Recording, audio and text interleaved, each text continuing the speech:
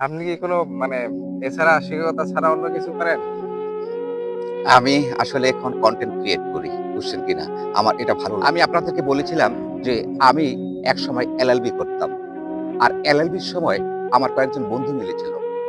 মকসেদ ভাই তিনি প্রাইমারি স্কুলের প্রধান শিক্ষক ছিলেন। আর সিদ্দিক ভাই। সিদ্দিক ভাইও এই স্কুলে ছিলেন। তারপর স্কুলের বিল হয়ে গেছে। ওখান থেকে উনি বেরিয়ে গেছেন। এলএলবি সম্পূর্ণ করেছি আমরা ৩ বন্ধু সম্পূর্ণ করেছি। আমরা আসলে যখন এলএলবি করতাম দিনাজপুরে, যখন পরীক্ষা শুরু হয়েছিল আমরা একসাথে যেতাম। মকসেদ ভাই, এই সিদ্দিক ভাই, মকসেদ ভাই আমাদেরকে ছেড়ে চলে গেছেন। আল্লাহ উনাকে জান্নাতবাসী করুন। আসলে খুব খারাপ লাগছে। আমরা ৩ বন্ধু একসাথে এলএলবি করতাম। এমনও সময় আমরা একই হোটেলে ছিলাম।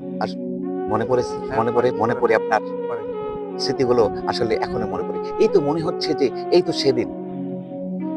কিন্তু মকসেদ ভাই আমাদেরকে ছেড়ে চলে গেলেন। আল্লাহ উনাকে জান্নাতবাসী করুক। আমার এই বন্ধুটি এখনো রয়েছে। আসলে এই পৃথিবীতে আর সকলে সহ অবস্থানে থাকতে পারে না।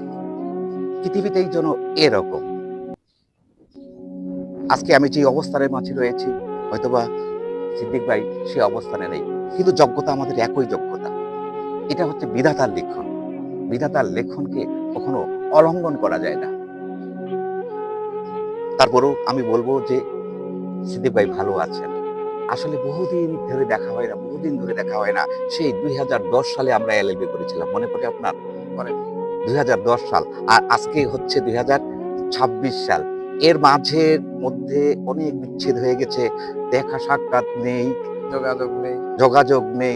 আজ থেকে ৩ থেকে ৪ বছর আগে আমি এদিকে বেড়াতে এসেছিলাম, দেখা হয়েছিল। আজ আমি যাচ্ছিলাম আউলিয়ার ঘাটে। হঠাৎ করে আমার এই সিদ্দিক ভাইয়ের কথা মনে পড়ল। আসলে উনি অনেক ভালো মানুষ, ভালো মনের মানুষ। এই তো আমার বাবা যখন মারা গিয়েছিল, ইনি ইনি ইনি ছুটে গিয়েছিল। আমাকে একটু সান্ত্বনা দিতে একটু ছুটে গিয়েছিল।